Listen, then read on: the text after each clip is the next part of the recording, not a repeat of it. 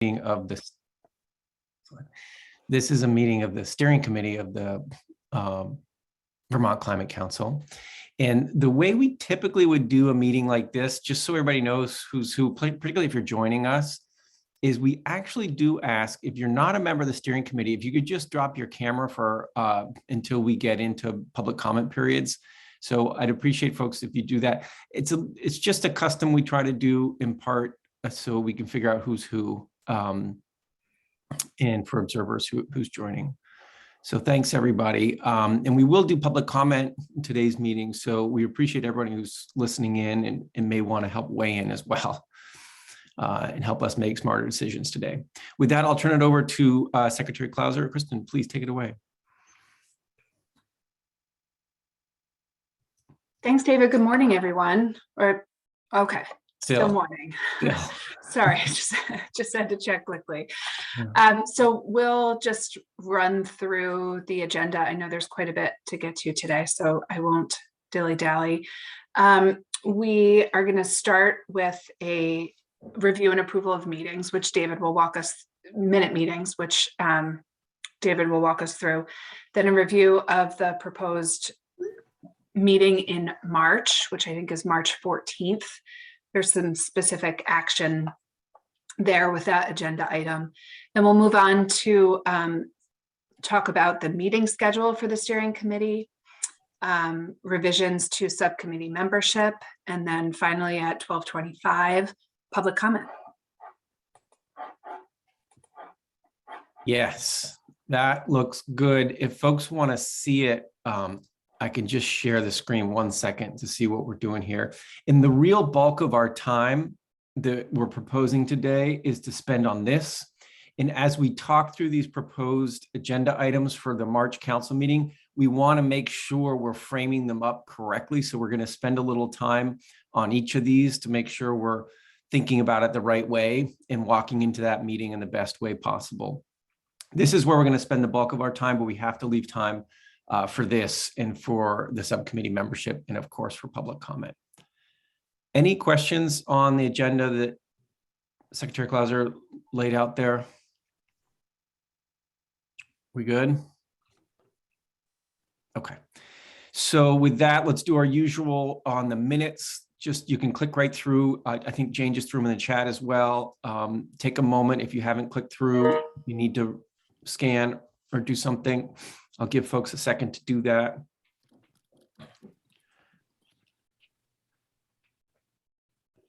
Would anybody like a little more time? All good, Chris, for you. Lauren, I see it's okay. Any concerns people have with the minutes? Okay, great. Let's consider those approved. Thanks, everybody. Okay, so let's walk into it. The proposal that's out there that we're talking about today is a proposed meeting in March of the Climate Council, the next meeting of the Climate Council. There's a date associated with that meeting, which is March 14th, right, Jane? Okay.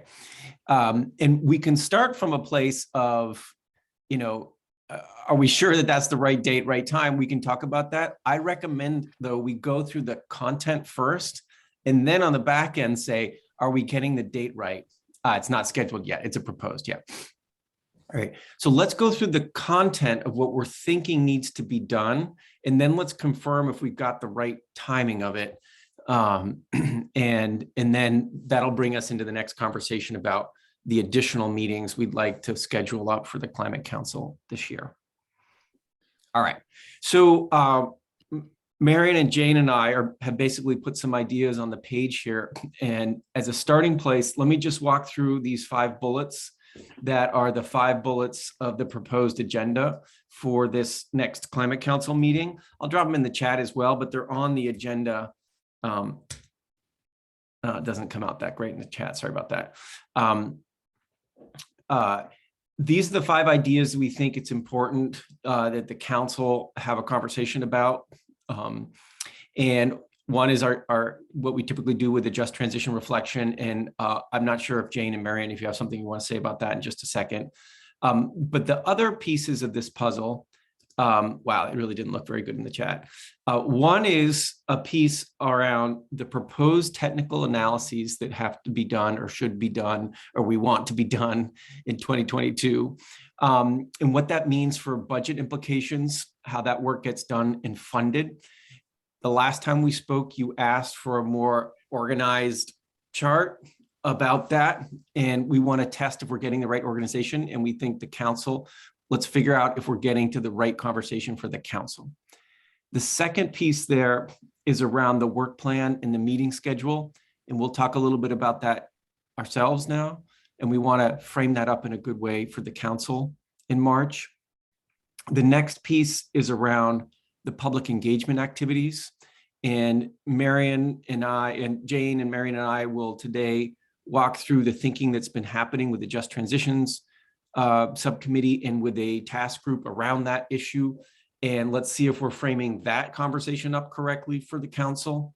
And then finally, we think a legislative update, since it's going to be so much activities happening. And if we do it around that date that's being suggested, it's that key moment, I understand, where things pass from one chamber to the other. And so there's some greater clarity of what's going on. So those were the 5 pieces we thought would be helpful. And before we dive into the specifics about how we're thinking about a conversation about them, let's talk about the 5. And if we're getting the right topics, if there's something that we're missing, that should be on the council's agenda as well. So let me just pause, and obviously Jane or others, if you want to weigh in, if I've misspoken about anything. Jared? Thanks, David. I think this looks like a great start. And I can understand that, you know, the space on the agenda can be limited when we have a number of things, but I do think, especially since we're meeting less frequently than we were last year, that it would be good to have a standing agenda item, and how we do this and how much time it takes, I think, can be up for consideration. But I do think it would be good to have a standing agenda item around brief updates from the different subcommittees, just so that there's more kind of transparency and communication about what's happening in the subcommittees, especially if there are things that are likely to be coming forward to the full council in terms of, you know, analysis or recommendations, just so there's kind of advance notice of that. That's great, Jared. Thanks. I see Chris likes that too. That makes a lot of sense to me. Anybody have a concern about that, or does that seem like a sensible suggestion? Great. Okay. Other reactions about the agenda and sort of the components of the next council agenda? Okay. So what we thought we'd do is walk through a couple of these points, and you'll notice on the agenda that there's click-throughs to some supporting documents to help us do this. And our goal today isn't to solve all of these things or get them all 100% right. Our goal today is to say, where do we need to get these things ahead of that March meeting so that the council has the right kind of conversation with the right kind of inputs to that conversation. So that's, I think, the spirit of what we're trying to do as a steering committee today. The first piece, Jane, do you want to say anything about Just Transitions and what we're thinking for a Just Transitions reflection in March? We don't have anything proposed yet. So if there's, it could be that I might suggest, just also appreciating that these are 3-hour meetings now, that's shorter than we used to meet, that our public engagement strategy conversation might be the Just Transitions strategy reflection for that meeting, just to be efficient on time, and since we don't have anything envisioned. But that sounds great. Chris is giving me a thumbs up. I appreciate that. Just knowing that 5 subcommittees giving updates as well will take significant time. Okay, great. So then the next piece, and folks have other ideas for that, welcome those ideas. The next piece is something that we all have spoken about as a steering committee before you all have spoken about, which is the proposed technical analysis. And here, I'll turn it over, Jane, if you want to walk us through that. I'm happy to share my screen with the click through on the agenda for this item. But I'll share what I understood the intent was from you all before, which was let's organize ourselves about all the things we said we'd want to get done in the cap, right? From a technical analysis standpoint, let's show what we've already budgeted for, and let's show the pieces we haven't budgeted for. And that way we can be clearer about our requests to the legislature or our funding requests more broadly. But we needed a little more structure than what we had previously. And this document is a step in that direction. Jane, do you want to say anything about it or walk us through it? Yeah, I'd be more than happy to walk through it since some of the bullets aren't completely clear on what they mean. And I will just say that I think the question today for the steering committee is, this was a request from the council to prepare this for this meeting based on our meeting back in January. And so I've done it to the best of our ability based on placeholders for cost estimates and what they mean. But I will suggest that perhaps the conversation today is about how you want to frame something like this for the council and what the ask is of the council, because I'm not sure perhaps there's agreement yet on whether or not there's more to do with it as a council other than just knowing what the broad parameters are around the remaining budget and where the budget is currently being allocated for different technical analysis and where the gaps are. So I think the last time we talked about this, the agencies was clear that we view our two remaining statutory requirements around the Global Warming Solutions Act around the development of the Measuring and Assessing Progress tool, as well as the development of the Municipal Vulnerability Index. Those were both components that were highlighted also in the Climate Action Plan and have been discussed with both the Rural Resilience and Adaptation Subcommittee, as well as the Science and Data Subcommittee. So we have a cost estimate for the first phase of the Measuring and Assessing Progress tool. Be happy to share that so folks can see the greater detail of that. It's also linked on the Science and Data Subcommittee website as it was discussed at their last meeting.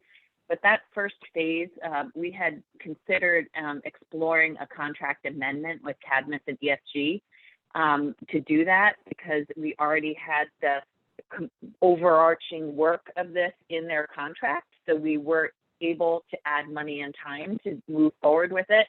But what we don't have in their contract is the phase of actually building out the tool, the Measuring and Assessing Progress tool. And so because the cost is becoming quite significant with the first phase estimated at $250,000 based on their scope, we feel like it is prudent at this point to do an RFP so that we can use the same vendor to both scope and scale the tool as well as build it ultimately.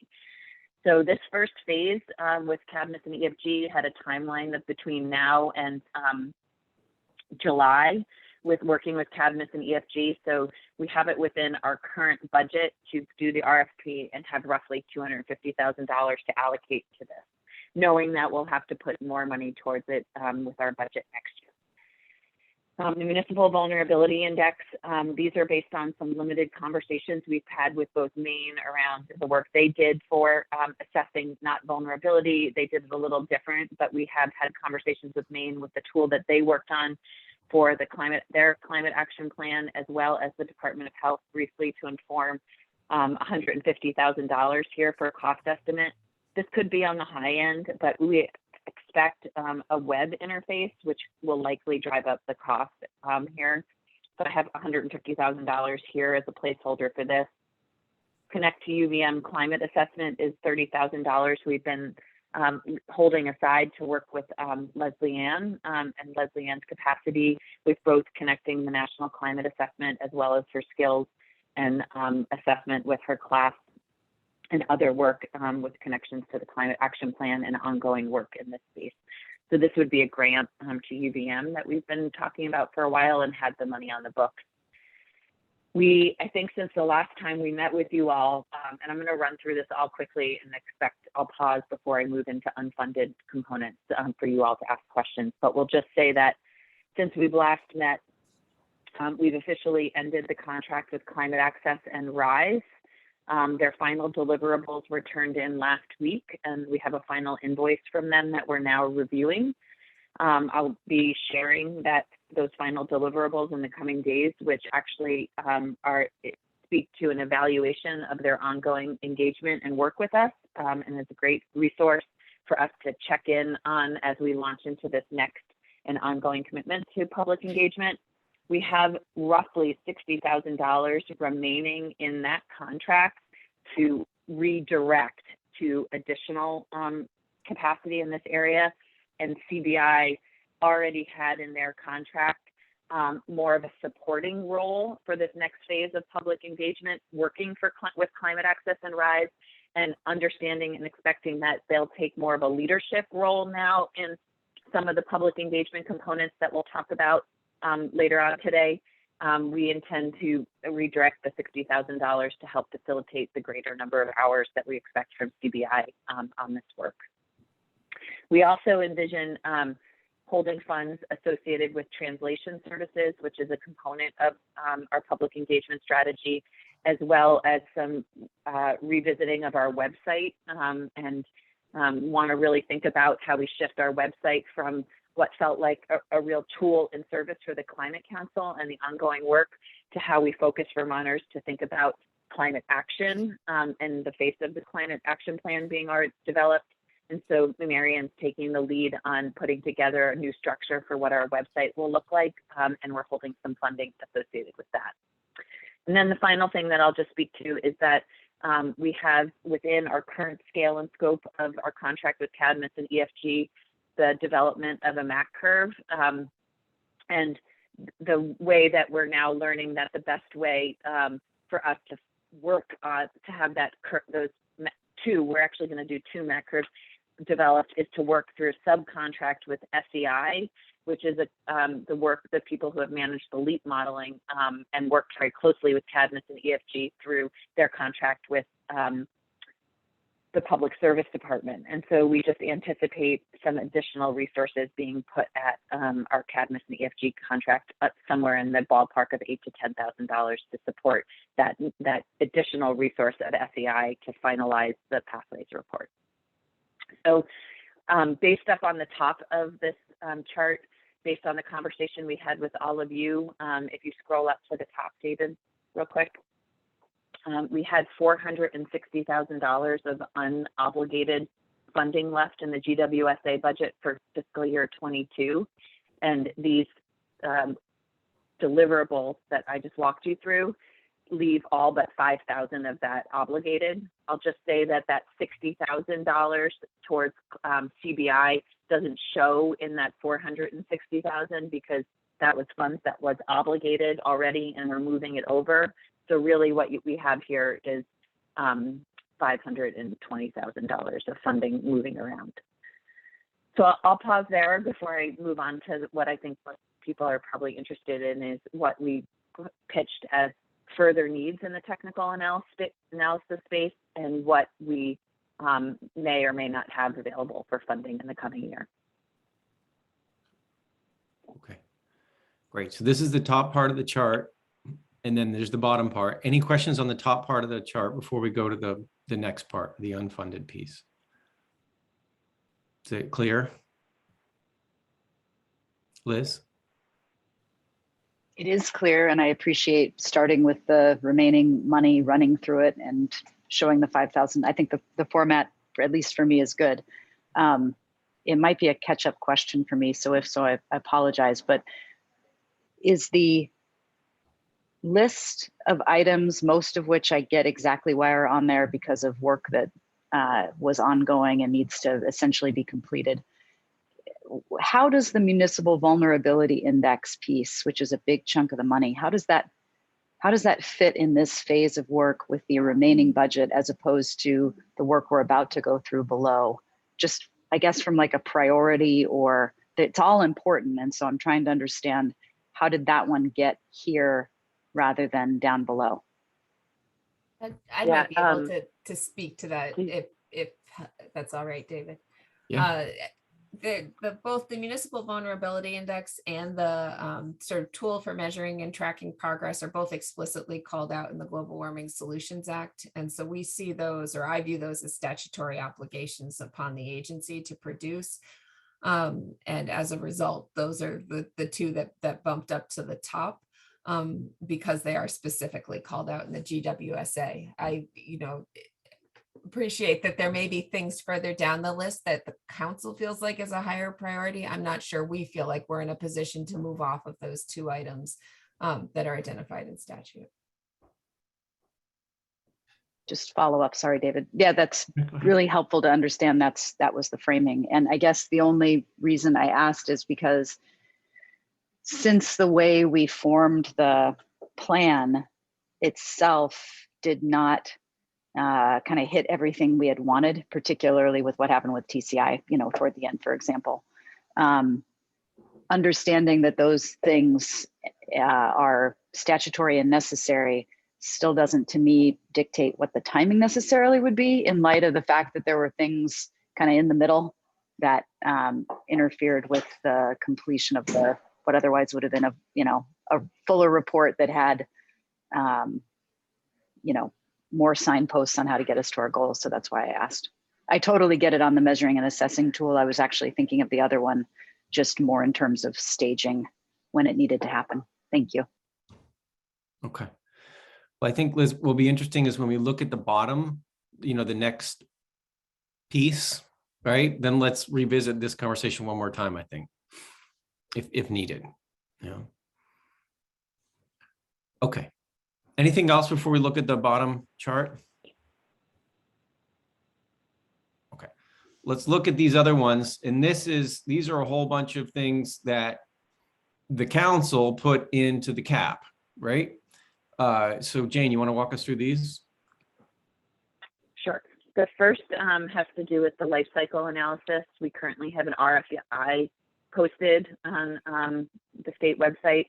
The number here is the best guess analysis from my conversations with Cadmus EFG, Megan O'Toole, as well as Colin, around what the cost would be for the questions that we have in our RFI. Again, it's an estimate, maybe on the high end, but I think appropriate for the scale and scope of the questions that we have. So that's currently as an RFI, not moved to an RFP yet, so placeholder for that. The next one has to do with the recommendations that came out of Ag and Ecosystems around looking at and cooperated and coordinated with science and data at the end around furthering our knowledge and understanding of how we track emissions in the natural and working land sector, and specifically it's agriculture right now that has harnessed the most conversation here in the space. We had a meeting last week with the constituents who have been working on this, largely DEC staff as well as Ag staff, the state staff, to think about going after a Climate Alliance grant in this space and framing what this would look like. So we're pursuing a Climate Alliance grant to further fund this. That would hopefully alleviate some of the pressures in this budget. But I do know that others are still pursuing with a legislatively funded proposal and trying to advocate for that. So hope that we can get a Climate Alliance grant, but I'm sure at this point. One of the things we speak to in the Climate Action Plan, as well as our interest as a state, is creating a periodic update of the carbon budget so that it's not just one moment in time, but that we do it on an ongoing basis. To inform where we're at with carbon sequestration and storage, $50,000 is what it cost us under the Cadmus and EFG grant the first time to do the carbon budget. And I know that there were some concerns about specificity and detail around metrics in that. And so I don't expect it to cost less going further. So not budgeted. Carbon forecasting is something that we actually had as a placeholder in the budget, but this is really looking at not dissimilar in a way from what we did with emissions tracking, but understanding what our baseline is based on our current policies and regulations and rules in Vermont, what our expectation is for our ability of our forests and wetlands in particular over time to sequester and store carbon. So it would give us future looking out models This is working with Harvard Forest. They have done similar work for Massachusetts and Maine.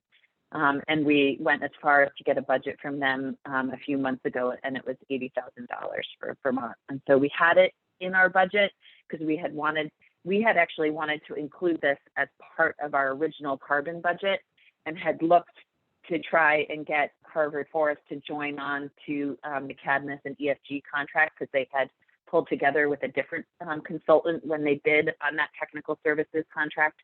But in the end, it made sense to keep it separate. We had it budgeted.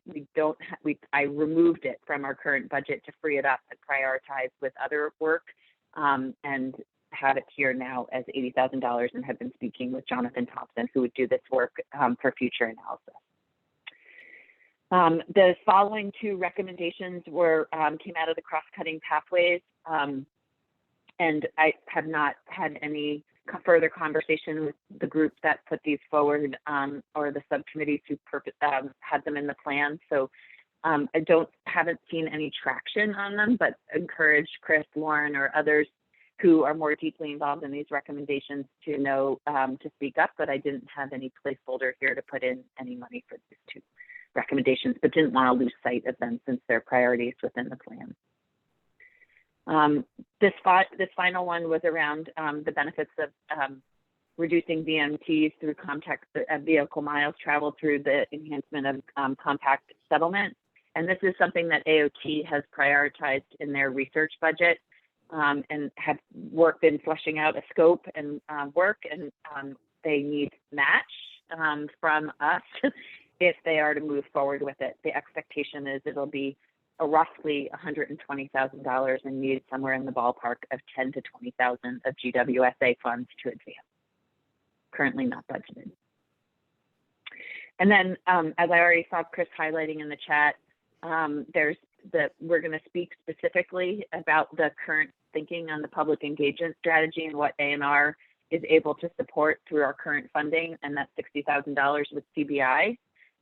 We fully expect that it won't get us as far as the recommendations in the climate action plan speak to. And so there's likely a need for ongoing funding in the public engagement space to the scale. I'm not sure exactly what yet, but just wanted to flag that I know that that's an ongoing need and interest of the council, and something to be thinking about when we're thinking about future funding needs.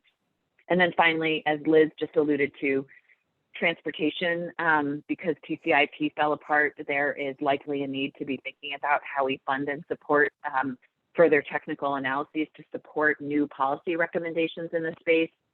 I will say that ANR and AOT are speaking quite a lot about this and how possibly to leverage AOT funding as soon as this year's funding potentially. Still, they might have some available to support those technical analyses needs, but it's unclear at this point what the exact questions would be of a consultant and how much it would cost. But they are ongoing conversations both within the task group, among state staff, and then with our current Cadmus and EFG consultants as well, around what they would recommend for next steps in the transportation space. So we're working to get a better understanding of that. So just to highlight all of the things without any of the unknown budgeted components, just the current understanding in the space is that we need an additional $500,000. And what I didn't even flag here in this ongoing work is our understanding and knowledge that the measuring and assessing progress tool will deplete a significant amount of our fiscal year 23 funds as well as we look to build out that tool. So above and beyond $500,000 will be needed for future work. Okay, great. So I'll pause there. Anybody else can ask questions or speak to more clarity if you'd like. Sure. And I'm happy to drop this or leave this up on the screen if it's helpful. Again, our intent here is saying what question are we posing to the council, right? And are we, showing up with the right kind of information and tools to pose that question? So how are folks reacting to this? Like, what's going on here? Is this a question of the council about prioritization, or is this a question of the council about lobbying the legislature for funding? What are we trying to do here, do you think? Chris? I appreciate this all getting pulled together. It feels like we as a steering committee, and I don't know if we can do it right now, but and maybe this is something we could, I'm not sure exactly how to do this, but it seems like we should be suggesting, it seems like we should be going to the council with a proposal. If there's some dollar amounts that should be in there, if there are items missing that we can, it would not necessarily all inclusive, but if there are things missing, dollar amounts missing, it seems like rather than going just with an open-ended question, we should go to them with a recommendation. But that's just my opinion. What do you think that would be? Like, are you imagining like a dollar figure that then gets transmitted to the legislature, or what kind of recommendation you thinking? Yeah, or whatever the vehicle is, or if there is, the agencies know more about what funding they have. Like I've been kind of part of a conversation between ANR and VTrans about using the regional planning commissions as part of the public outreach. We actually have an item in our transportation planning. I'm just using this as an example. Mm-hmm. We actually have an item in our transportation planning initiative grant with VTrans to do some support of transportation related work of the climate action plan and the comprehensive energy plan. But the stipulation is it's at the direction of VTrans. And of course, that's in coordination with us. That's an example of like a potential resource that exists, but ANR and VTrans, and hopefully involving the people who will be involved in that work, in this case, the RPCs, there may be some resources there. That's small dollars probably in comparison to the larger request. But so David, the answer to your question is yes, I guess. It could be requests to the legislature where we know the funding doesn't exist and new money needs to be allocated. It could be coming out of agency budgets where the funding has been allocated, but not necessarily know where it's going to be spent. But it just seems like we should go to the council with the recommendations. It could be open-ended. We could also ask the subcommittees to say, what do they think it's going to cost to advise the steering committee and the council. But I'm just not sure how far we're going to get with open-ended blanks. It just seems like we should also be soliciting from our subcommittees, what do they feel is missing? And Jane, you may have already done that, and I apologize if I've missed it. It is entirely possible I've missed it as part of your process, but it seems like that would be a good thing, because as we know, some groups of people, some counselors and subcommittees are more familiar with aspects of the cap than we might be. Yeah. Thanks, Chris. Okay. Julie, I see your hands up. Go ahead, please. Secretary Moore. I just want to flag that this gets into sort of this awkward in-between space. The administration clearly supports the governor's budget. The governor has demonstrated a commitment, to my mind, to funding what we see as our statutory obligations. And I don't know how we're going to thread this needle. I think the information Jane has gathered and compiled in many ways represents kind of the extent of the ability, I think, and would defer to Kristen, obviously, of the administration to engage sort of further in the prioritization and even building out the budget, as well as how that ultimately gets transmitted to the legislature or other potential funders for this work. This is just going to be a thorny and fraught space, and want to flag that for everyone and make sure expectations are consistent throughout.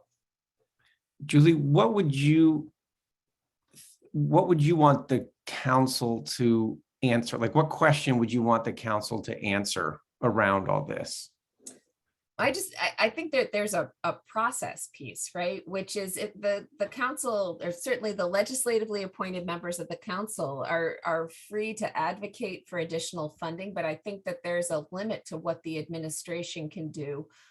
We support the governor's budget and have what we believe are the resources needed to fulfill the obligations that are explicitly identified in statute. I'm not trying to dispute the fact that there are other technical analyses and books of work that may be useful and inform the work of the council, but I think that's a challenging space for us to engage in. Got it. Okay. Jared? Thanks, David and Julie. I guess what I'm thinking, I don't yet have a proposal, but what I'm thinking is, this is kind of a window into how I do my own work planning that I'm kind of borrowing for purposes here, is that, when there's a lot on our plates, I kind of think of this 2x2 matrix with the axes being importance and urgency. And, I think that both in terms of the remaining budget and any further requests, it will likely benefit us to prioritize those requests that are both important and urgent. And to me, the one that probably one of the most important and urgent, and I'm hearing you, Jane, say that there may be funds through Agency of Transportation, but I am going to agree with Chris that I think we need to know that as soon as possible, because if not, to me right now, we have an incomplete climate action plan. The plan for our most polluting, highest cost sector, transportation, does not have a policy framework forward to ensure we meet the emissions reduction requirements. From it, I think we have some good ideas on the table, but because of the last minute nature of what happened with TCI, we're in this position where we have a clear policy framework moving forward, at least a proposal for the thermal sector. We have one for the electricity sector. There are other strategies for other emitting sources, but to not have a clear policy framework that can meet the kind of responsibility we were given for our most polluting sector, I just think is untenable. And we identified that ourselves as a council when we approved the cap, saying that we would come back to that recommendation by June. And I just think that there are a number of these pieces of analyses that are important and that we will eventually have, but I for one would strongly advocate for identifying the needed resources to do the level of analysis and do the level of public engagement so that we can fill this, to me, one of the highest priority outstanding kind of pieces of the climate action plan. And that is with regard to the transportation sector. So thanks, Jared. And I think you're encouraging folks to do some kind of prioritization process and lift things up that are sort of the must-haves. Yeah, and I don't know exactly how that should look, and I imagine that different people are going to have different opinions of what those are, and maybe there's things that I would have lower on that list that I'm missing some piece of information, and probably I think it would be helpful to surface an understanding from people about what they see as most important and why, so we can understand if there are some of these things that are, yes, important, but maybe not as time sensitive, to ensure that they happen this year as a way to kind of hone in on. To me, it's not about lobbying for funding. It's about, we were given a charge and a responsibility as a council, and to be able to carry out that work, there need to be resources available to do it up to a level of quality that we all in the state of Vermont and Vermonters expect. And so I just don't want to be in this catch-22 situation where there's responsibilities and obligations, but we don't have the resources to conduct them. So, Okay, great. Thanks. Lauren? Well, I'll first agree with Jared, and then kind of working on the prioritization theme to make sure that we're meeting the statutory requirements. Looking at the spreadsheet, Jane, that you created, which is really helpful, thank you. The difference between those technical analyses that are required versus recommended. I see those first two on the required, like Secretary Moore mentioned, as kind of being codified in statute as something that we have to do as a council to complete the necessary requirements of statute. But that the first one, especially developing and measuring an assessment progress tool, if I'm reading statute correctly, there are a handful of things that would fall under that. And the very first thing that's in there is the state's greenhouse gas emissions and making sure that we're doing that accurately. And I think the first two recommendations on the next page actually need to be done to inform that first one. So that RFI and the RFP seem to be things that would be necessary to address and research in order to make sure that we're meeting that statutory obligation. So just flag that as Okay, as a point of confusion between the required and recommended. got it. Chris, and then Secretary Clauser, Kristen. Secretary, go before me. Go ahead, please. Thanks, Chris. I apologize in advance if I am just reiterating what Julie said earlier, but I just wanted, as we talk about prioritization, it seems it's a bit unclear to me whether we're talking about the items identified as unfunded or to be funded, additional needs, or what is in ANR's base budget through the governor's recommended base budget. And so I just want to be very clear about the difficult position the administration would be in if we're talking about pulling things out and prioritizing other things that are as yet unfunded in the governor's recommend. We would not be able to participate in that, nor would we be able to get involved in any sort of situation where the council is able to prioritize, or recommendation that the council would be able to prioritize and lift and insert things within the base budget of ANR or transportation for that matter. So again, apologize if I'm just saying the same thing that Julie is, but as we continue to talk, I just want to make sure that that's clear, because it does create some sticky issues. Thanks, Kristen. Thanks. That's helpful to know. Chris, and then Liz. So I absolutely appreciate where the folk in the administration are coming from. But I guess I'm trying to figure out what the solution looks like then. Does that mean that the appointed members need to have this deliberation among ourselves and have that discussion, exclusive of the administration members and the council, and come back to everybody with a proposal to try to find consensus or vote upon? Or I mean, what does that look like? Because I sincerely appreciate the sensitivity. I've worked in positions where I have a boss over me who needs me to abide with what budget proposals and all are, but we're part of a larger body tasked with larger policy needs. So how do we resolve this? It's a great question, Chris. I wonder if, Liz, your hand is up for a similar vein. Well, it's the same topic at least. Just one question, totally understand everything both secretaries said about the budget for sure.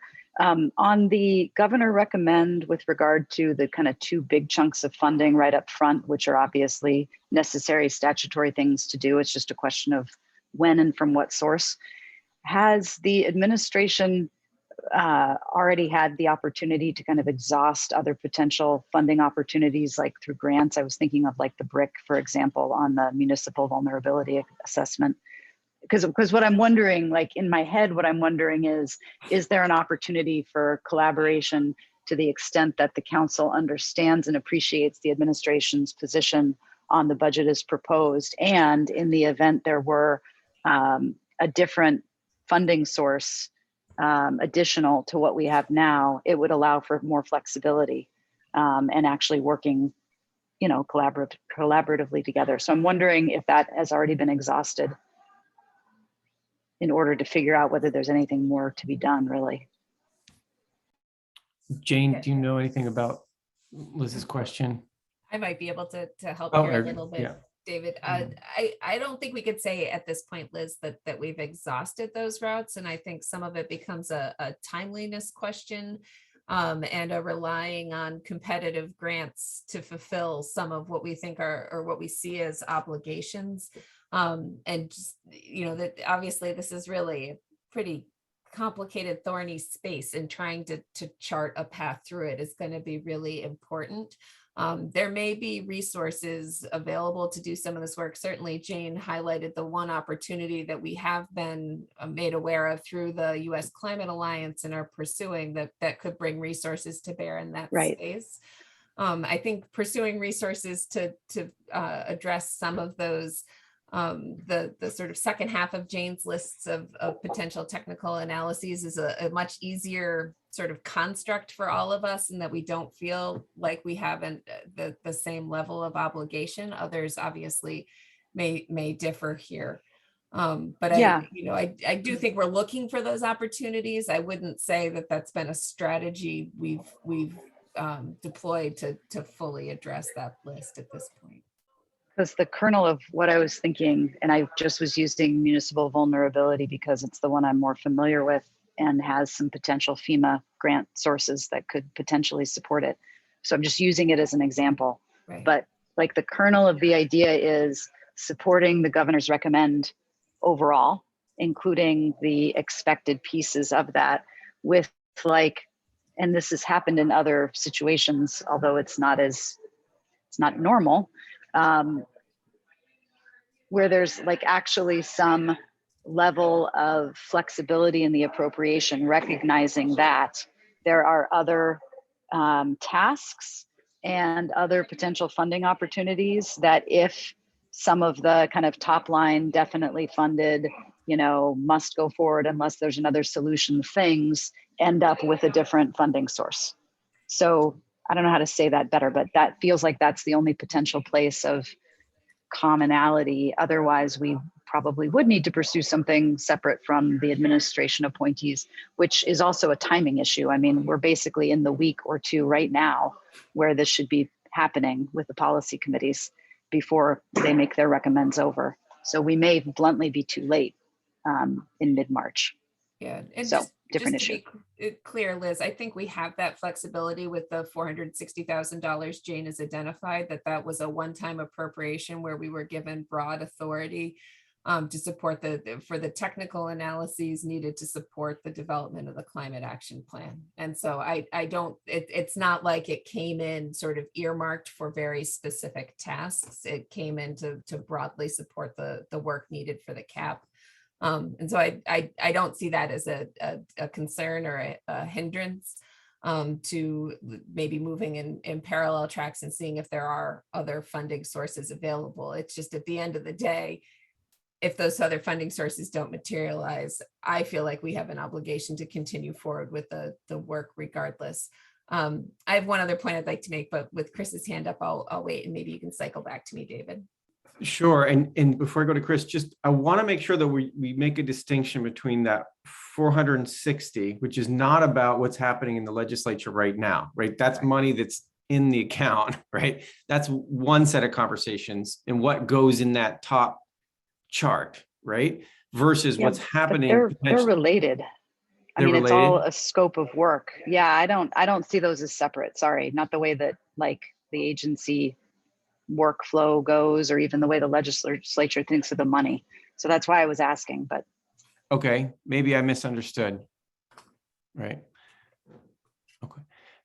There are funds though that don't require any more legislative action, which are those 460. They don't require additional action. And then the question is, what action is required to do everything else? Yeah. Chris? Yeah, so to Liz's point about the timing, and I'm glad we're having this discussion now and not having it after crossover. After this meeting, do the appointed members need to sensibly send a note to legislative leadership, kind of saying, Houston, we have a problem, and there's a larger deliberation that needs to happen beyond our ability to make any final decisions, and that the legislature is going to need to make some room to hash this out themselves, because all we can do as counselors is come up with a recommendation. But the budget war is going to be between the administration and the legislators, and they're going to need to carve out some time to deal with that, I think. So it seems like I don't know what the process would be to give them a heads up. Luckily, we're a small enough state with a close knit enough group of folk that it seems like we could do that. But maybe, Liz, given your prior work and other folk who know the machinations of the legislature and the budget process better than I, it seems like somebody needs a heads up at this point. Okay, yeah. So Julie, unless your comment was on that, let's just take a moment to see what folks want to do around that. Because I think what's important is like, what is it you'd want to say? And do you have a common message about that, at least amongst the appointed members, right? Is the chart in the right, is it naming the right things, whether they should be bumped up the top or down low, but do we have the right things, right? And therefore, what is it you want to transmit? Like, what is that message, Chris, you're talking about? Because I think that's important for you all to discuss, so you have the same message you're sending.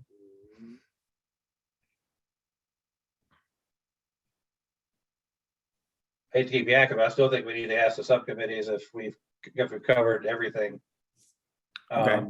I mean, because I've gotten a few emails, even ahead of the meeting, just kind of like, wait a minute, this seems to be missing, that seems to be missing. So, and I don't know if they are or not. So that's why but it seems like it'd be an easy thing to ask us, the committee chairs, like, do you feel like at least all the things that are with that, before we even get to money, all the needs are listed, not a wish list, but like an actual, this stuff is in the cap, this stuff hasn't been done yet, this stuff that we said needs to happen to implement the plan. It feels like we need to make sure that that's covered.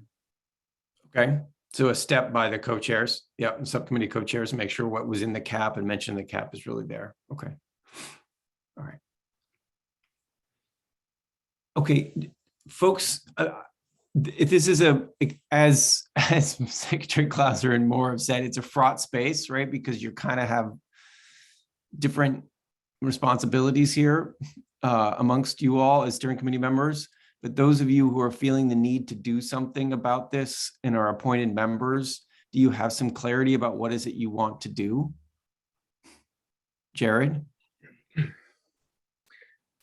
don't know if I have clarity, but I wanted to speak to a tension I'm feeling, which is, I think that if we go ahead with, at the minimum, noting the disconnect between the available funds and the identified priorities for the council to be able to meet its responsibilities, I think the whole council benefits enormously from the perspective and the input of Secretary Moore and Secretary Clauser and the other kind of executive branch appointees. And so on the one hand, I would want that perspective in those conversations. On the other hand, it feels like if those conversations can't happen with anybody from the administration, that we might need to have a portion of the council agenda or some other way of convening the folks who can participate in that conversation, come together to make a recommendation on behalf of the rest of the council. Otherwise, I just don't see how it can move forward. That makes it really, I mean, I think that that's less than ideal for many reasons, but I think that we also don't want to be in a position where, we're halfway through the year or at the end of the year and we haven't been able to move forward work that people see as critical because we haven't been able to speak with a voice about needed resources. Yep. Just as a quick check for folks who are members of the administration here, just having this conversation at the council and you all recusing yourself in the moment of sort of a decision-making moment, does that feel comfortable? I defer to Kristen on that one. I think the prioritization of the analyses Jane has identified is a really important conversation, and it's almost important to have it absent the discussion around funding. We have quite the list there, and appreciate, I think it was Chris or maybe Jared who had flagged whether that's even comprehensive at this point. And building out that list of technical analysis recommendations. And I think from my vantage, the administration folks participating in that part of it is important. And then it gets on to sort of the cadence we need to move at and the funding for that work and how that gets communicated back to the legislature. And obviously the governor's budget tees up a couple of priorities based on sort of what's already in the statute. And then it's kind of what goes beyond that, or what nests or integrates with that. And that's where it starts to get fraught. So I do think there's a way to start this conversation and have broad engagement. And it may be then sort of the timing question where it needs to be a little bit more narrowed. I don't know, Kristen, what you might add to that. Yeah, I think that's right, Julie. I think this is a terrible answer that no one wants to hear, but to David's first question, I think it depends on what the question is, right? If it's framed in the way that Julie just said, I think there's an opportunity for limited engagement in the first part, and then we step out of the second. But if it is framed differently, then it becomes more complicated for us for the administrative appointments to either be in or out, right? Certainly we couldn't engage in something that didn't support, that was contrary to the governor's recommended budget. At the same time, there are some things that A&R believe is a statutory charge. And so we would want to weigh in on those particular items. Okay. I probably made it more cloudy than provided any clarity to what Julie said, but I think it depends on what the question is. But I agree with Julie that if it's a broader conversation and then gets narrowed and we could step out, that seems like a construct that we could both participate and be excluded from comfortably. Okay, great. You know, we've said a couple of times, we talked a little bit about the governor's proposed budget a couple of times, but the governor's proposed budget doesn't show up anywhere on that chart, right? So I get a little muddled myself about what are we referring to with the governor's proposed budget and how it relates to the chart we just showed. Because it's not the 460, that's committed funds already, right? Right. Well, no, the 460 exists. It's not that it's committed, it exists. Oh, right. Sorry, and then the governor's budget included a $75,000 one-time ask that actually was intended to round that out. And I'm not sure, Jane, if it may just be an accounting piece, but I think it involves some of the public engagement and not obviously that was a point in time analysis back in December when the governor put that together. But our best estimate at that point had been we needed an additional $75,000 beyond the remaining money in that one-time allocation to be able to completely fund sort of what was shown on Jane's first page of the work. Okay, in the second page? No, I'm just speaking to the sort of remaining, the page titled Remaining Unobligated Technical Analysis Budget as of 12/17. Our best estimate when we put together information for the governor's team was that between the money we had remaining from that $1 million of $1 million of one-time money for technical analyses, we needed an additional $75,000 to be able to fully fund sort of the work shown on that page. Got it. And so the governor's recommend for FY23 includes an additional one-time allocation of $75,000 beyond the $1 million we received in budget adjustment in FY21. And to be extra clear, though, it doesn't include that sort of $500,000 plus that's in the second table. Correct. Right. Correct. It was focused on fully funding the work shown on the first page. Got it. That was the intent. Okay. So we've invested a lot of time here talking about this. I wonder if we want to sort of reach a tentative conclusion amongst you all as the steering committee about what needs to happen at this point. It feels like we need to have this conversation at the council.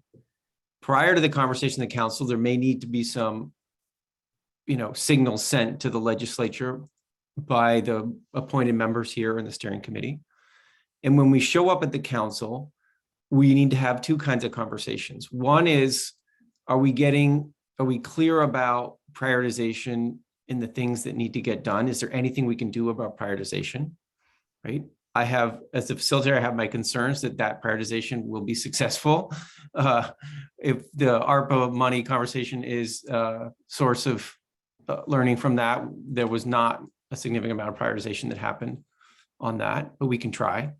And then the second is, what does the council want to transmit? And in that, the administration folks are probably gonna have to step out, because the administration has transmitted what it wants to transmit to the legislature through the budget of the governor. So I sort of see that as the pathway on this. Jane? Yeah, two things to add. One, as a point of clarity on process, as you're considering it, more than happy to reach out to subcommittee co-chairs to ensure the list is comprehensive as an intermediate step. And then two, I think our understanding and expectation was for this meeting was a presentation on the expected budget for fiscal year 23 based on the governor's recommendation and where it's at in the legislature. So our current understanding of our budget, which would inform our understanding of how much funds we have in the space of technical analysis going into fiscal year 23. Okay. So that would be the helpful missing piece that we didn't, show today when we walked through it. Okay. And as you all talk about what would be useful, I think just being explicitly clear about how to bring the information forward to the council based on this conversation would be helpful for me. Great. Okay. Any So refinements to the table and beyond. yeah. So does that seem like the most sensible pathway forward? Jane's going to work with subcommittee co-chairs, make sure that what's in the cap is faithfully and correctly presented in that table. When we show up at the council, in addition to the table, we'll be presenting what the actual budget requests are and where things stand there. We can have a conversation about priorities and broadly about what's important. And then when we have a conversation about funding and what this means in terms of the council wanting to make a clear ask, the administration is going to need to step aside and recuse themselves for that particular conversation. Jared, Chris, and then let's try to keep moving forward in the meeting.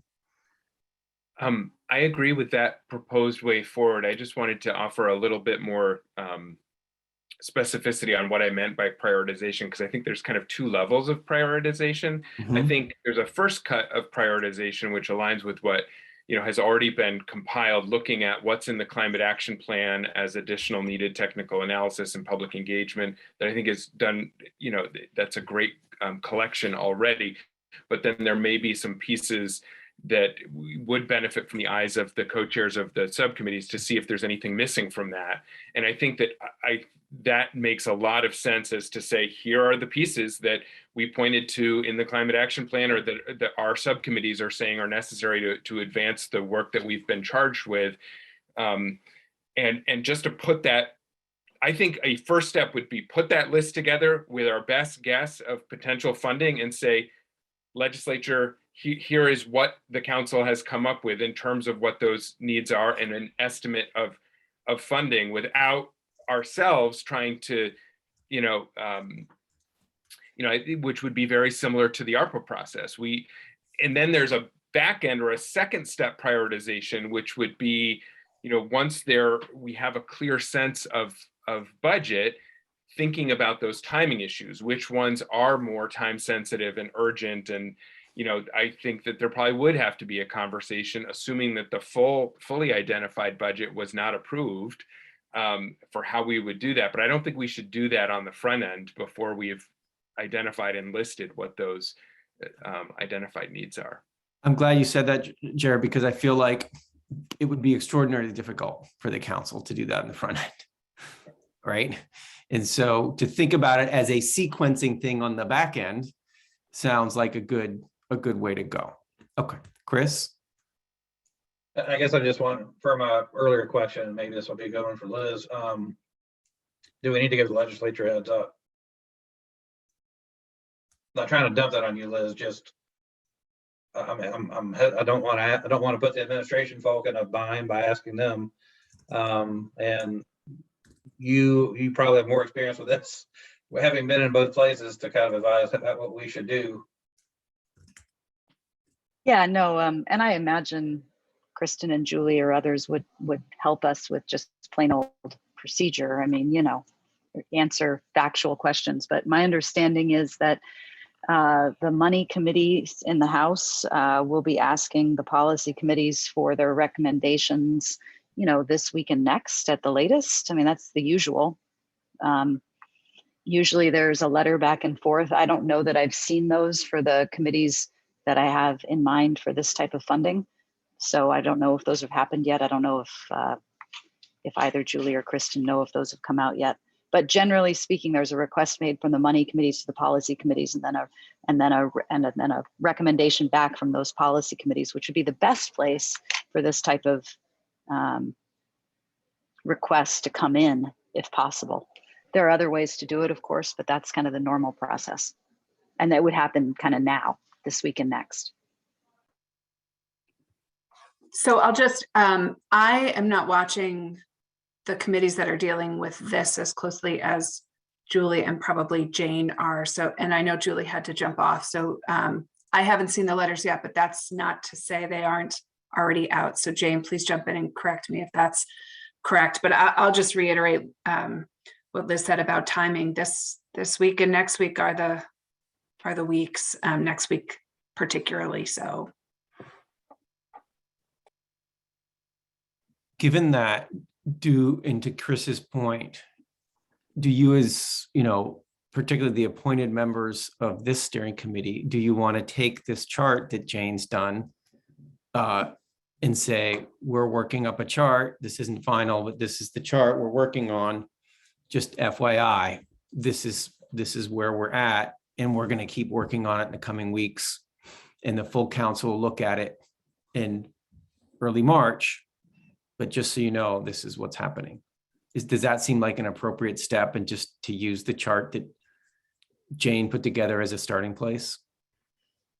I think so, but the only caveat, I guess I think we need to also briefly, but explain the situation we find ourselves in, which is that understandably so, the members of the steering committee and the council who are as part of the administration need to stick with the governor's budget. The council and needs to have a larger conversation about this. Just kind of explaining the dynamic and why we're communicating with them. So nobody's getting thrown under a bus or anything like that. Just explaining this is where we find ourselves.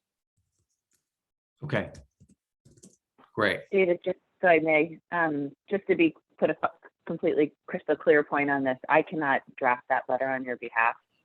So you will need to nominate one of you all to take the lead on that. Yes. Yeah. So for those who are appointed members of this steering committee, do you want to volunteer somebody? I've heard Liz's name volunteered a couple times, but I don't want to put that on you, Liz. But does someone want to take the lead of some of this contact that happens now, even as we wait for the council to talk about it in early March? Does anyone nominate themselves?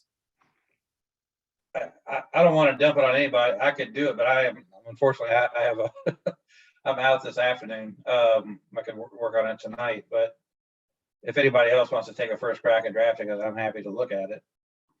I don't want to slow it up. It feels like it needs to happen.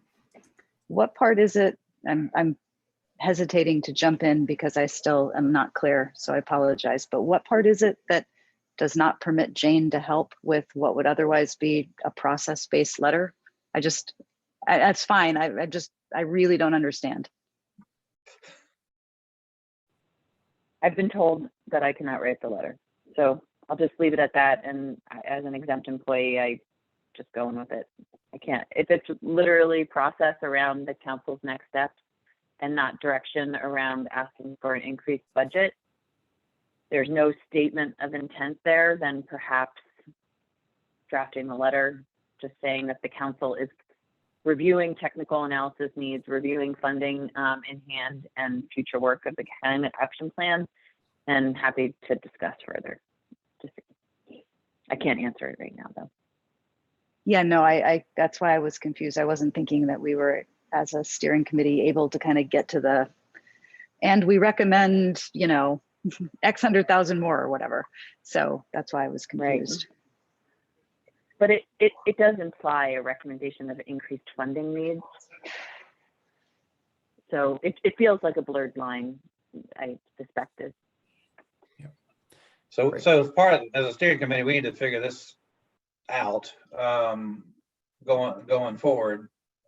Right now, we need to figure out what we're communicating and who's communicating to the legislature. So hell, I'll draft something. You may not like it, but I'll draft something. It's got to be fast. But if I were to say what the points that I'm hearing would be, is that the initial cap lays out a number of technical supporting actions that the council felt was necessary. There's a current effort to compile those into one place, which is the current draft table. Doing all these actions in the coming year would imply budget, right? And the council hasn't actually figured that out. And there's a challenge that we have as a council that has administration members on it, that administration members are, need to defend the governor's proposal.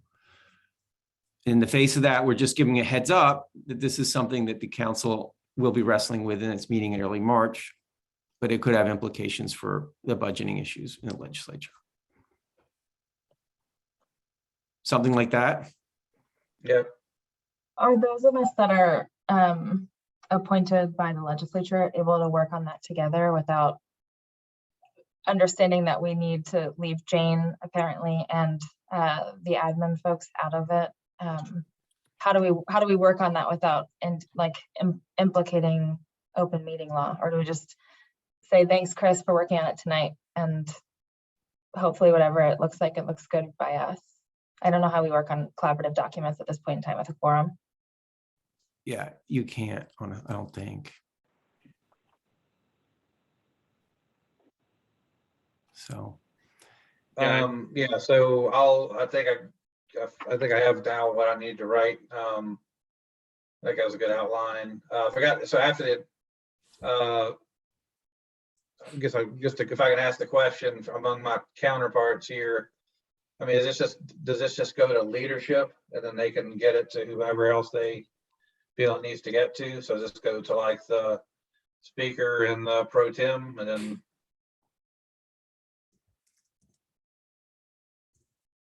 Okay, that's what I'll do. Yeah, Chris, we can talk afterward in terms of who it would go to and all of that. But yeah, generally leadership and chairs of the money committees, potentially chairs of the policy committees. So transportation, HET, maybe, maybe House Natural, something like that.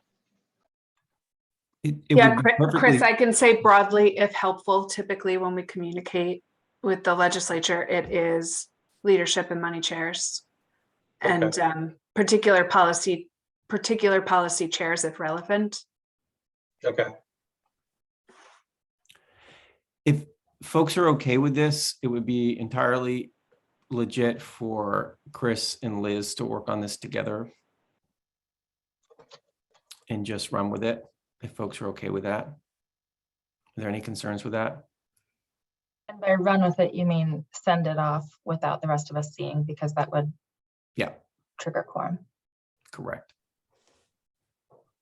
I'm not sure I'm great with that, but yeah, I don't know that. I know my yeah, no, I mean, it feels like what we're doing at the moment is organizing kind of where things stand procedurally. So I'll just register publicly my own puzzlement and a little bit of objection actually to the administration taking the position that it can't be involved at this stage. That doesn't feel quite right to me.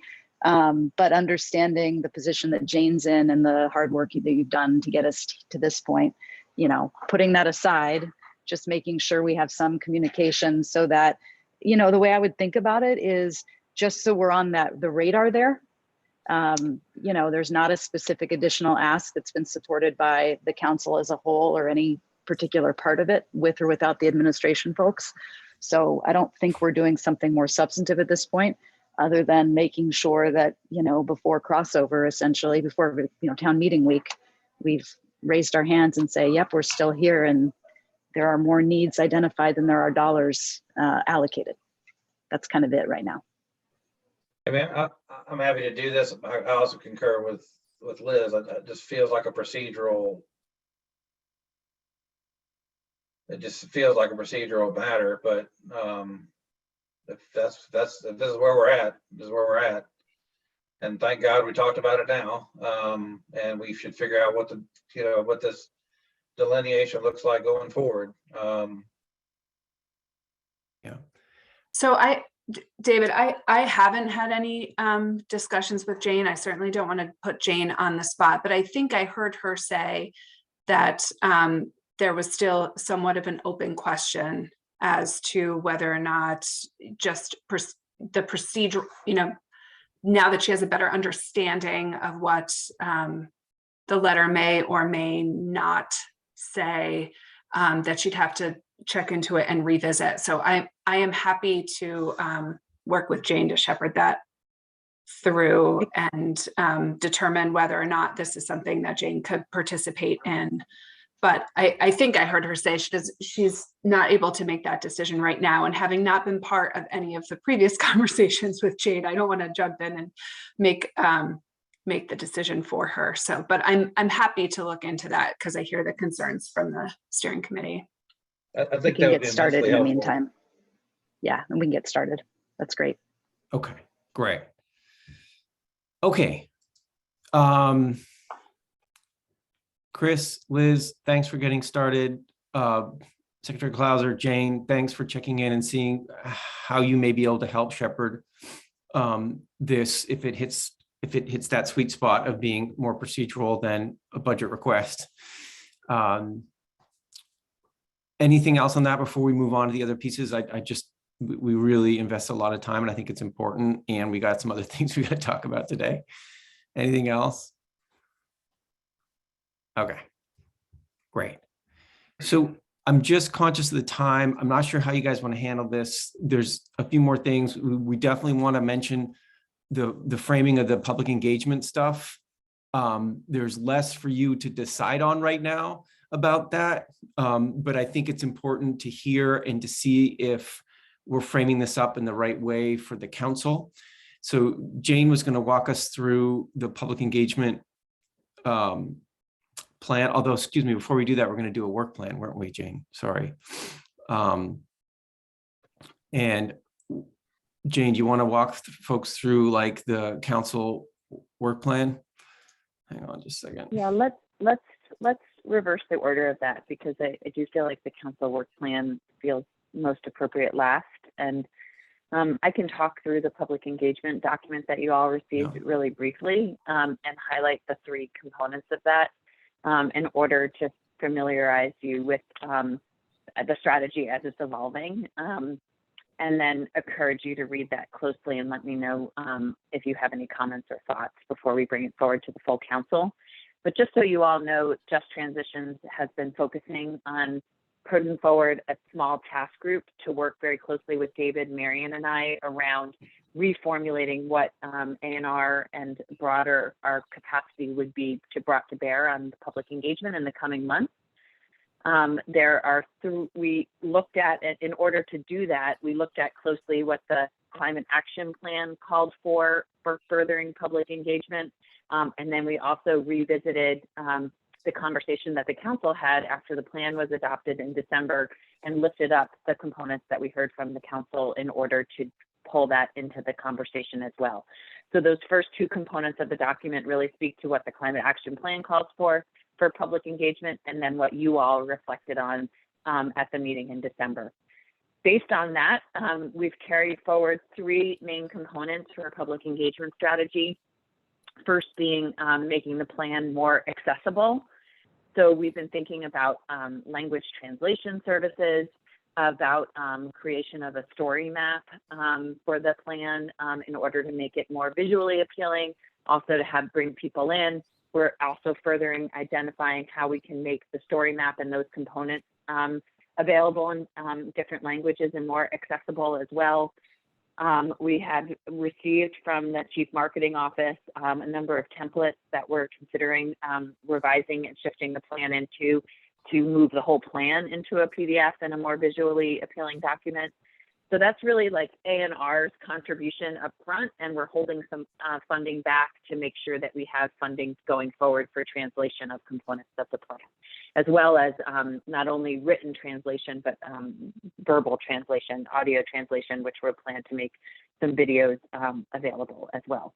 So that's detailed in that write-up. The second component is what we think of as socializing the plan.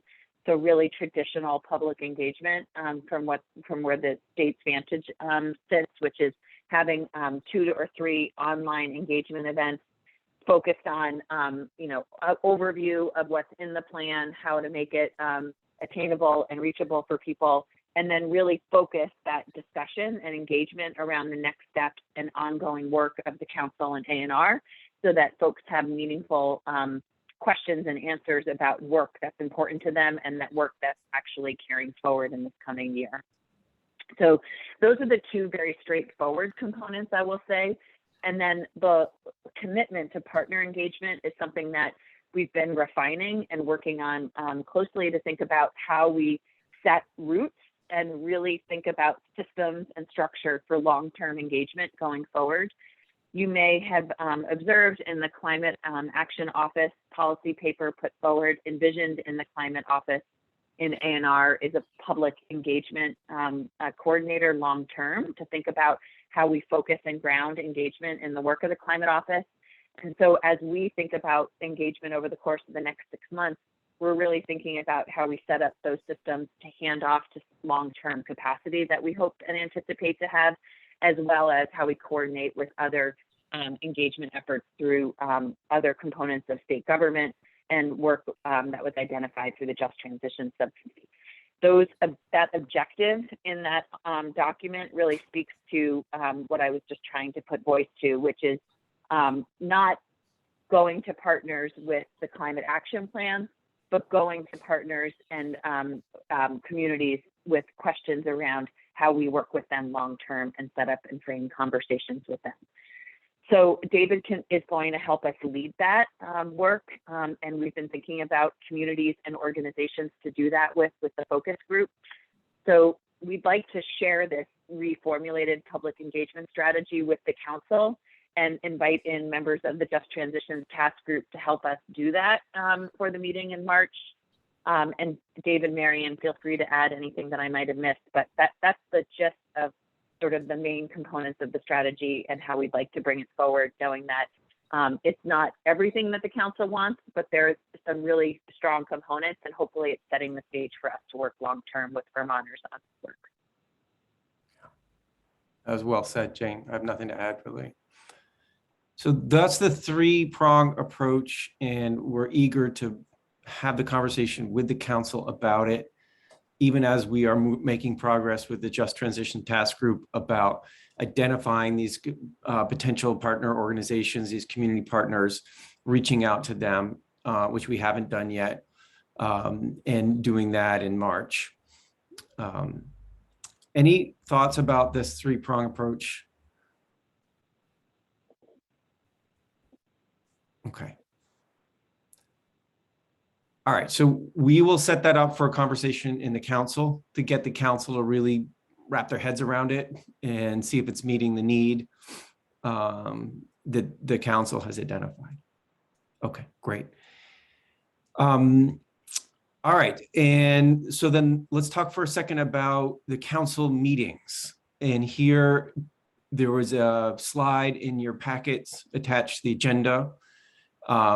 We've been putting this date out there, March 14th, as a date for the next meeting, in part because It will be a point where there's greater clarity on where the budget's happening in the legislature and the activity in the legislature.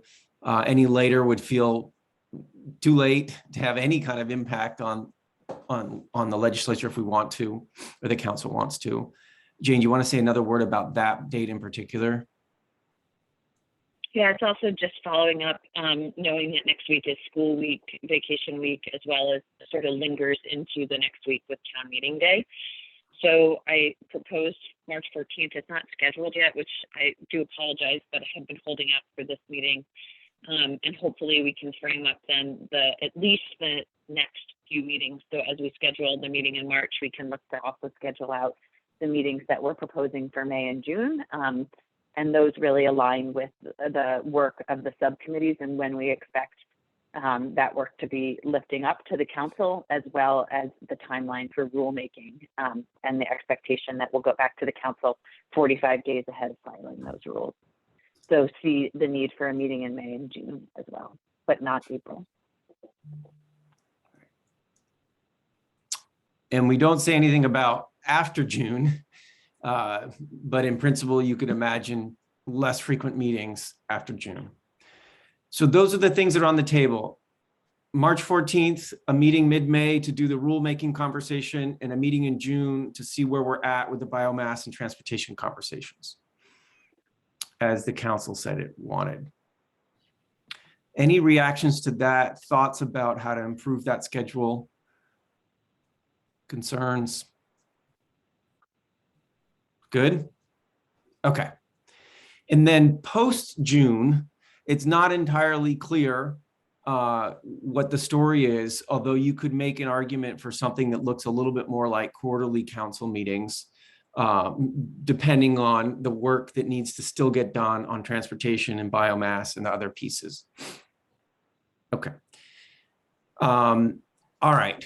So let's assume that that's a proposal that you all feel comfortable with. The last thing we want to talk about, in addition to some public comment moment, but is around the composition of the steering committees. Several steering committees are either looking for new members or having some members drop off. And there's also some leadership changes. Jane and Marion are working on a process around that. Jane, do you want to describe that?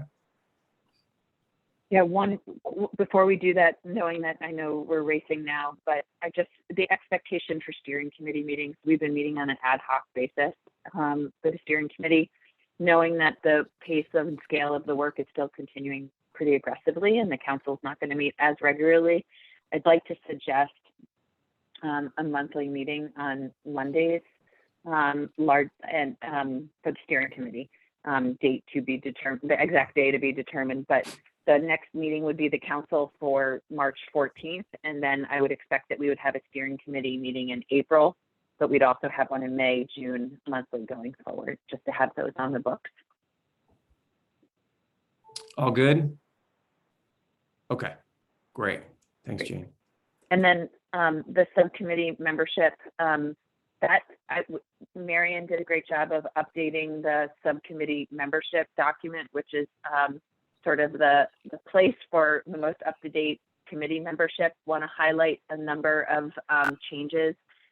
TJ Poore was co-chair of Science and Data. He has stepped down from Science and Data and will serve officially on the cross-sector subcommittee now as a committee member, but not as a co-chair. Megan O'Toole from Department of Environmental Conservation has been asked and is interested in serving as co-chair of Science and Data, knowing that TJ was filling the administration co-chair position. And then in addition, the Just Transition Subcommittee, Sarah Phillips has stepped down from being co-chair, would like to step down from co-chair, can stay on as a subcommittee member. But Abby Willard from the Agency of Agriculture is willing to serve as the administration co-chair of the Just Transition Subcommittee. There's numerous other small changes, but the way we've been proceeding process-wise is that the subcommittee would bless the steering committee would bless that document that was shared with you all as the official subcommittee membership.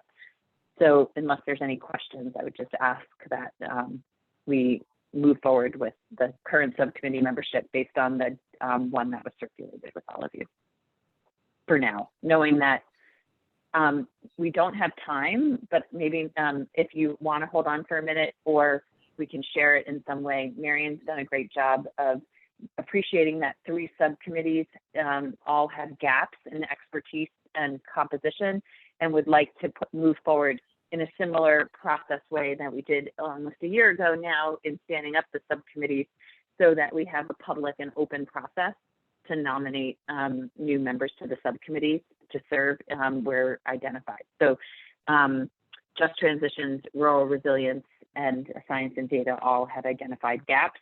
We've asked ag and ecosystems as well as cross-sector, and those co-chairs do not feel like new representation is needed right now. So Marion's got like a survey thing that can be public to folks can nominate themselves or nominate somebody else. Yep, the link is in the agenda if you all want to take a look at it. And I think given that we don't have any time today, if you all have questions, feel free to email them, but we'll plan on publishing it this week and sharing it with subcommittee members and council members to share with your networks. Great. Fantastic. Okay. Any concerns about the sort of changes in the membership and the leadership of subcommittees? Because it is helpful to have you all as a steering committee sort of officially say, yep, that's great. Yeah, Chris, all good? This is an awkward question, but given the conversation we just had. Yeah. So, if subcommittees discuss budget items and do not concur with the governor's budget, I think the reason for I don't know, can the administration's appointees who are serving as the co-chairs, can they participate in those discussions?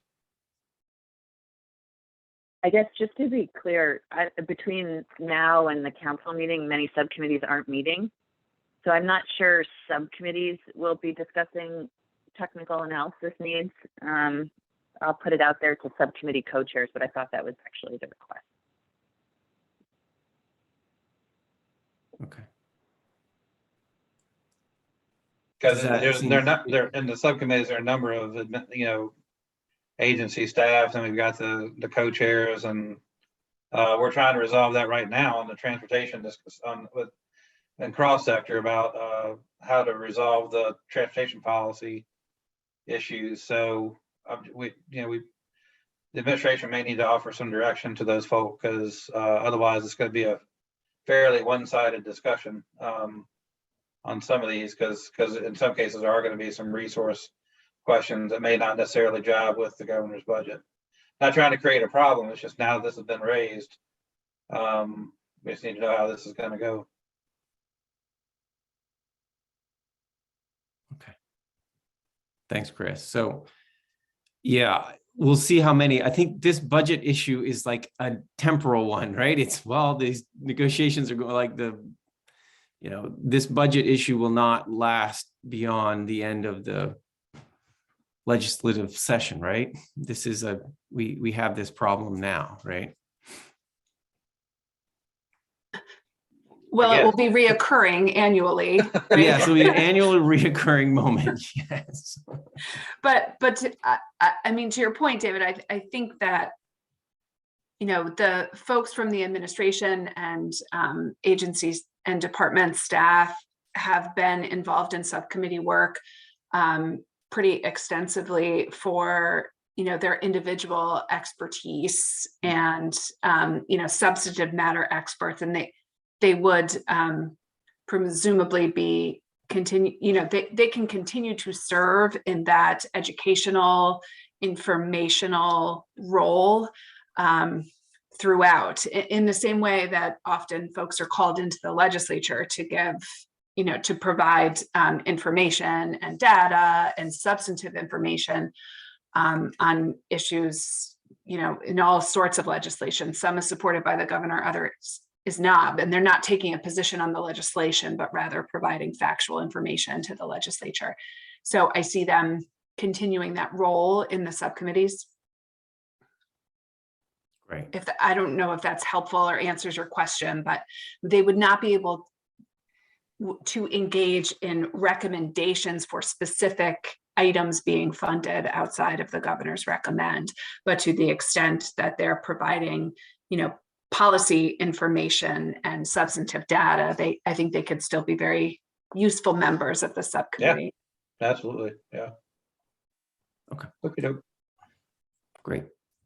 Okay. Anything else before you all sort of say yes to that slate that's in your agendas? All good to approve that slate? Okay, great.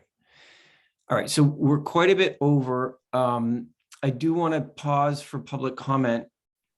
If anybody's been joining our meeting, and thanks for your patience to be, if you wanted to weigh in, we'd welcome folks who have been observing our meetings today, would like to make a comment. This is a great time to do it. Go ahead and raise your hand in the Zoom if you'd like to. Or if you just want to open up your mic, just a handful of us with us today anyway. I'll just pause for a moment if anybody who's joining us would like to make a comment.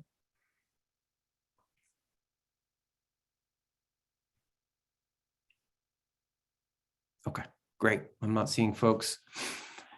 All right. That is it for us. Anything before we close up? Final words from anybody? Great. Okay. We will prepare the March meeting based on the conversations today. Thank you, Chris, for taking the lead on that communication to the legislature. And, you and Liz hopefully can figure out how to do that together. Jared, go ahead, please. Just quickly, I think we have clarity on this, but in terms of that letter, Chris, is your understanding that, you'll be basically making the points that we agreed to and noting the different, the gap between the identified analysis and what is likely to be available? That to me is entirely appropriate, sharing information that has come before the council kind of transparently with the legislature about that gap.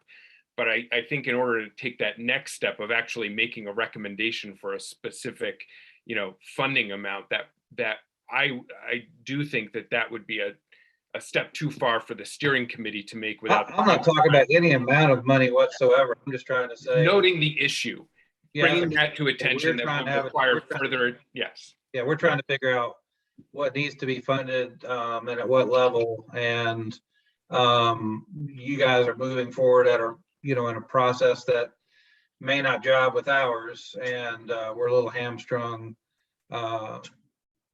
in that some of the members of the council feel like, and understandably so, because of the governor's budget, feel like they can't participate in discussions that would be contrary to what the governor's recommended. Therefore, this is going to take some time and effort, and we will be back in touch.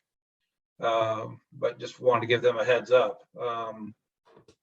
It won't be worded exactly that way, but I think that's where we're at. But to my mind, it was a procedural document letting them know about what we learned today and what it means for our process going forward. So I wasn't going to mention any amounts or anything other than just share with them what is already on public record, what Jane shared with us today as a draft for our consideration, without getting into the merits of it or anything like that. Just that that was going to be my intent. Again, I think Lauren, your hand is up, so maybe you're going to go ahead and propose what we may need another meeting. Yeah, I just have a question, Chris. It's actually a question back at you, probably as like our resident open meeting law expert. But I'm just wondering if it's, despite my trust in both you and Liz and capturing what we discussed here, if it's a good process for a letter to be developed and sent on behalf of a body without the body actually having a chance to review the letter. It makes me uncomfortable, and I wonder if there's an opportunity for a quick one agenda item special meeting of the steering committee to just quickly review and make sure we've had eyes on it before it goes to the legislature. I wouldn't feel better about it, because otherwise the way I was going to word it was, we were asked by the steering committee, meaning Liz and I were asked to draft a letter on their behalf. We're speaking, we believe we're characterize the discussion, but that's the way I was gonna write it, because whenever I do these letters, I always say explicitly on whose behalf I'm writing and whose behalf I'm not. But I would love for us to have another meeting for us to just be able to, because I don't like having letters sent on my behalf that I can't read or can't edit or anything like that either. So hate to consume more time, but that's just the way this process works. Jane, is there something we could do to pull something together? I don't know what kind of notice you need to give for these kinds of things. You just need 2 days. So we could schedule something for Wednesday. Mhm. Okay, now this is going to get a little squirrely right now because we're going to try to get a time that works for people.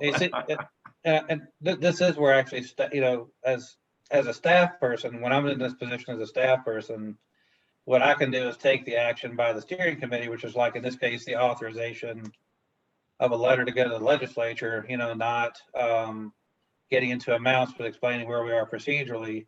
And then what I can do is, as a staff person, I can ask for comments coming only to me, as long as the body has authorized me to do it, and I can, Right. synthesize those comments and then send it to the body in question. Not trying to put Jane on the spot, but this is where there is a benefit of having a staff person supporting the work of the members.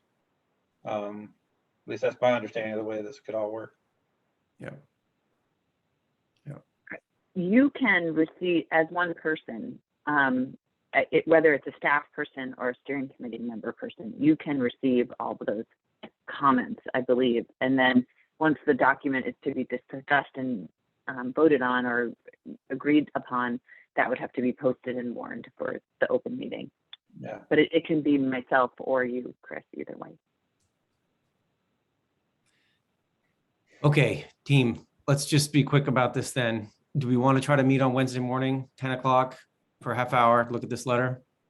Let me see. And just to be clear, administration officials don't necessarily need to be there if you have the 4 legislative appointments. Is that who you're trying to coordinate right now? We need 4 people to show up, and Yeah. I think that's the key. It'd be great to have the administration people there too, not. We need 4 people to show up. I've got a doctor's appointment later that morning would work, but I'm not going to be available until probably 11.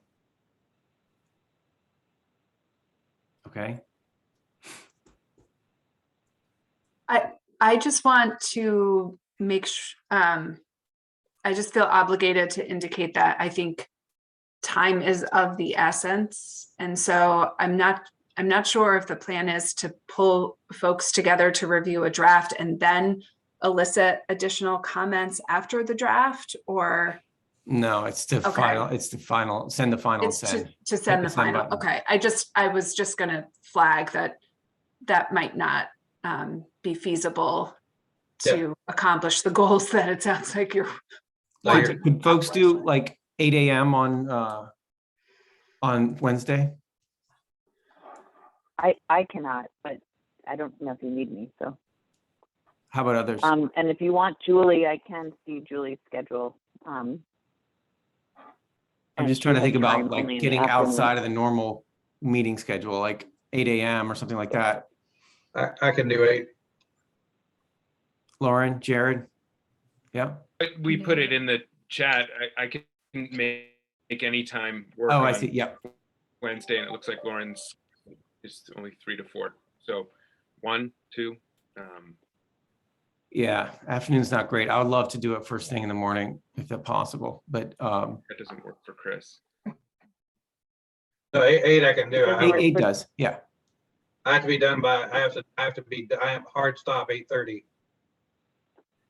So let's just be clear. 8:30. We've got 3 of the 4 of you for sure, and we'll check on Liz. Jane, do you see Julie's calendar there? She's not free. She has something starting at 8. It's not movable, I don't think. Well, we need Liz. Let's put it for Liz, 8. If we yeah. can't get Liz, we'll move it. All right. That sounds good. Mhm. All I right, can folks. schedule that and post it with Mary. I have to go. I will see you guys later. All right. Thanks, Chris. Thanks, Bye, everyone. everybody. Take care. We'll see you at 8 a.m. on Wednesday.